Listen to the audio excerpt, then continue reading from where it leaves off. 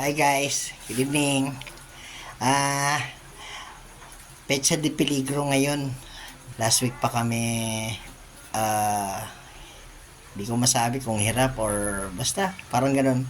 Anyways, bibili na sana kami ng sardinas tsaka miswa kasi medyo muulan.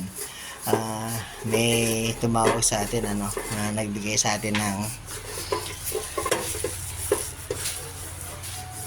fish. Ayos, di ba? Iba talaga si Papa G kung magbigay ng blessing sa atin. So, thank you sa nabigay sa atin, magitin ko, mention mo na, Chef Abos. Thank you. Thank you sa isda. Kahit naligo ako sa ulan, worth it. Kasi, masarap ulam namin. Timing, wala kaming gasol. So, iyaw talaga. Ayos, mamaya papakita ko sa inyo paano natin lulutuin to. Thank you, Ibos. Thank you. Guys, bumili si Mrs. ng para sa isda na yung mga ilalagay o ihalo doon sa isda bago ihawin. So, ito yun 40 pesos kaagad. Dalawang sibuyas, 4 na kamatis, 4 na kalamansi. 40 pesos agad. Guys, ganyan kamahal ang mga bilihin ngayon. Okay lang para naman sumarap yung ulam. Kaninang umaga nag-iisip tayo actually problema tayo kung ano yung ulamin para sa tanghalian at hapunan. So meron tayong isang kaibigan na nagtitinda ng mga parang gano'n na parang nagtitinda na nga ng mga parang PX goods so luckily meron silang dilata doon, kaya lang sadyang ito lang ito lang yung dilata doon, the rest puro mga candies, mga biscuits, mga ganyan.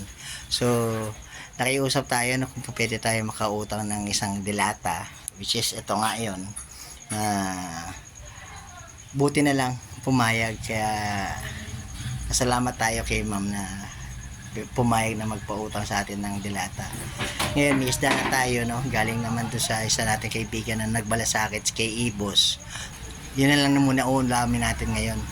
So, ito, bukas na lang. Kaya, thank you, Bait-bait talaga ni Papa G sa atin.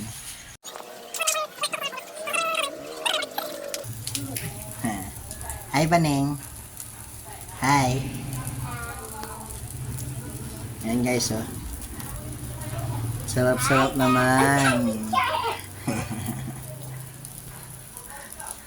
Hi, guys. Papa. Nagbablog ka ba, Vanessa? Sige, try mo, bilis.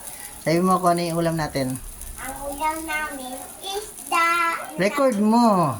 Namin.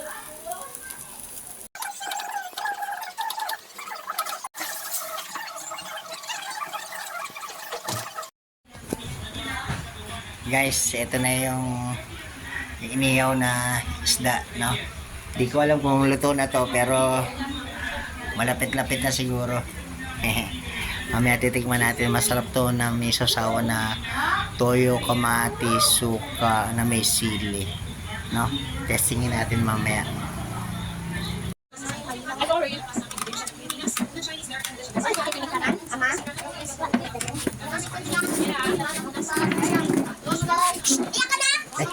Wow! Kini.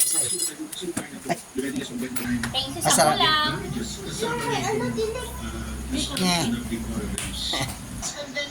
Sarap ulam, Baneng. Sarap ulam. Namit daple. Very good.